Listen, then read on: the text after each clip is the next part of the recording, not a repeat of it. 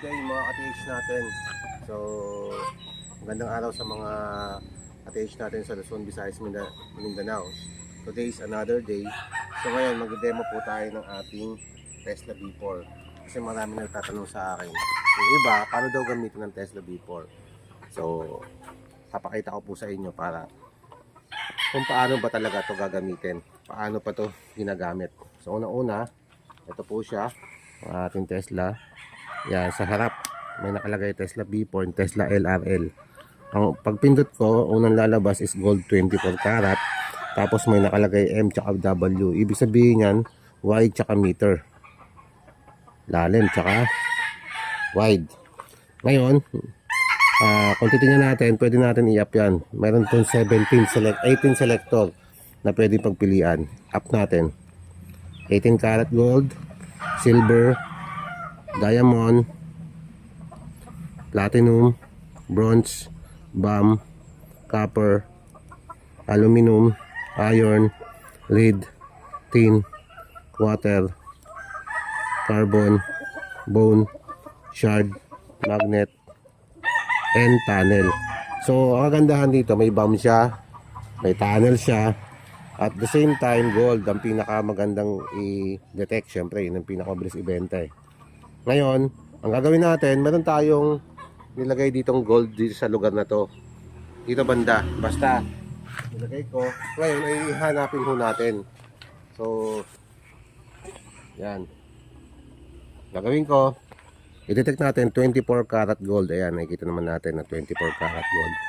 Wala ka nang gagalawin dyan iba, kundi ito lang. I-adjust lang natin ng ilang meters. Yan. Mga 13 meters yan. Okay na yan. Tapos sabay okay. So paano ito paggamit? Ito naman ating pistolize. So unang-una, ito may sabitan naman sa leg. Yan. So sabit mo yan. Ito, nakakonect yan. May wire yan dito. Papunta dito sa ating Tesla. Ang binabato ho nito, frequency.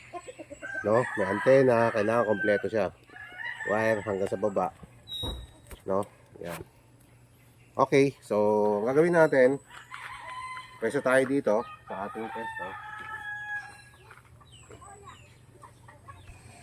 Ngayon, apat na direksyon ang kukunin natin para matarget natin yung pinakagitna ng malak natin yung gitna. So, gagawin natin, ground balance natin to. Ganyan muna. Pag ganyan, so, okay. Yan.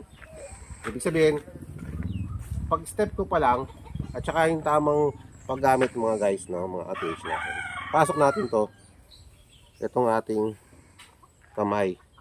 Pasok natin dito sa loob. Huwag na kaganyan. Medyo malanganin niya kasi mawala ka ng balancing. Dapat dito. Tapos, medyo comfortable, relax lang.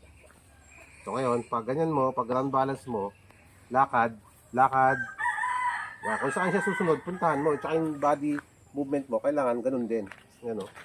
Pag ganyan mo, pasok ka rin ng ganyan. Ibig sabihin may tinuturo siya. So punta tayo sa kabila. Naman. Ganun din. Okay, so ibig sabihin may tinuro. Sundan mo lang kung saan tumuro. Yung body language, body movement mo. So, ganun din. O, dito naman tayo. Para malak natin ano, sentro. Yan, ibig sabihin, pasok ka dyan. Pag may ganyan turo, punta ka naman doon sa kabila. Sa kabilang direksyon.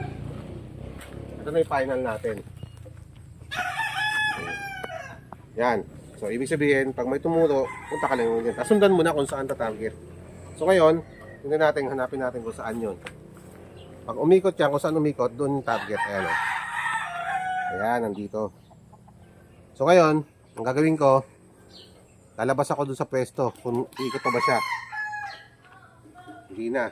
Hindi na siya umikot. Tumuro na lang. O, pasok ulit ako. Ikot ulit yan. Yan.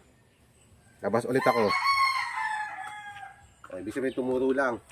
So, pasok ulit ako sa pinaka-pinpoint natin na target. Yan. So, ngayon, gagawin natin, kukunin natin. Yan o. Iniikot talaga siya guys. So, yan o. Talagang dapat be comfortable lang. Yan o. O, kunin natin. Baka dito yung gold. So ito yung gold ring. Yan. Ngayon, yan na. Subukan natin kung makakadetect pa ba. O, ibig sabihin wala na siya kasi wala nang gold dun eh. Yan. Ganun ang tamang paggamit. Kailangan malak natin yung pinaka-target natin, 4 na direction, para hindi kayo malilito kung saan kayo pwesto, north or west, east, south, north, east, south, west ang direction. Yan. So ito po, napakaganda mga ka-TH, no? Sa mga gusto mag-avail nito sa ating Tesla V4, napakalakas nito sa market. Para lang itong pancake sa akin, ang bilis maubos. Kasi heaters na po ito. Ibig sabihin, nakakuha na po itong Tesla V4 since matagal na. So kaya marami bumibili. Kaya sa mga gusto bumili ng ating Tesla V4, tawagan nyo lang ako sa number ko sa 0963-554-0561 sa page ko. Kontakin nyo ako, i-PM nyo ako sa John Pitch TH TV at saka sa aking Facebook. Sa Facebook ko, JDN Detectorist Decoder. Yan. So yan, napakaganda. So wala na kayong hahanapin dito. So yun lang po. Maraming salamat mga ka-TH.